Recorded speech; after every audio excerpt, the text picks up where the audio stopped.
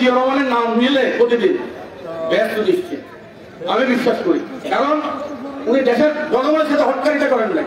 রাষ্ট্রপতি জিয়া রহমান ঘোষণা দিয়েছেন দেশমাতা খালেদা জিয়া উনি একজন বীরাঙ্গনা, উনিও যুদ্ধের নেতৃত্ব দিয়েছেন।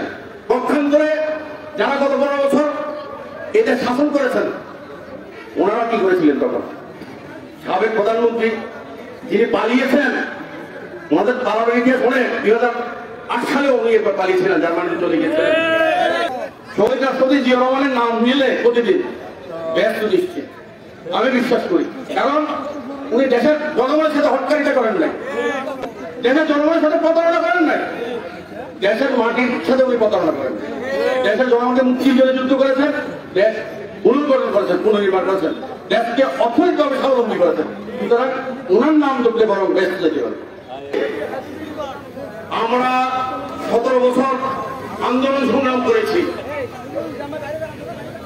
17 বছর ছাত্রদল রাজপথে লড়াই করেছে, সংগ্রাম করেছে বেশিবাদী হাসিনাকে বিতাড়িত করার জন্য। 20 লক্ষ মামলা হয়েছে বাংলাদেশ জাতীয়তাবাদী ছাত্রদল এবং জিয়া আদর্শের সৈনিকদের বিরুদ্ধে। 60 লক্ষ নেতাকর্মীর বিরুদ্ধে মামলা হয়েছে, আমাদেরকে আসামি করা হয়েছে।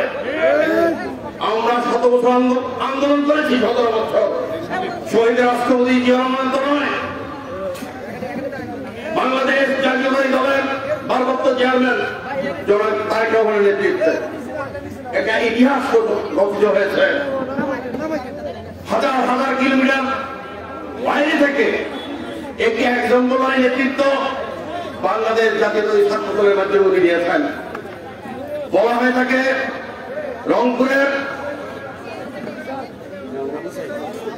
আবু সাইদের পর চট্টগ্রামের ওয়াসিম আকরাম শহীদ হয়েছে।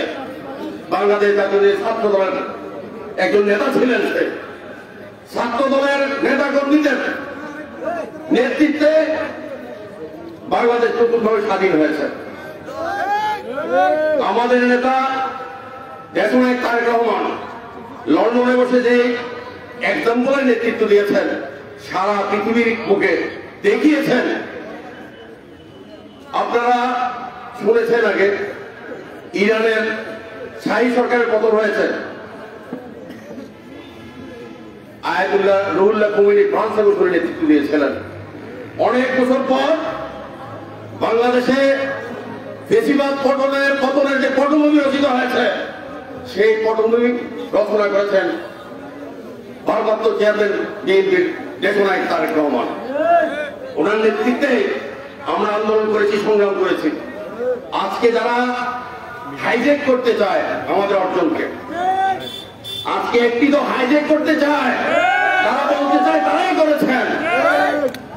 বাংলার মানুষ জানে ছাত্রলীগের কমিটিতে তারা ছিলেন, ছাত্রলীগের আশ্রয় পক্ষে তারা ছিলেন, ছাত্রলীগের ব্যানারে আমাদের ছাত্র দলের নেতা কর্মীদেরকে তারা হত্যা করেছেন। আপনারা দেখেছেন রাজপথে পিস্তল নিয়ে বন্দুক নিয়ে যারা যুদ্ধ করেছেন।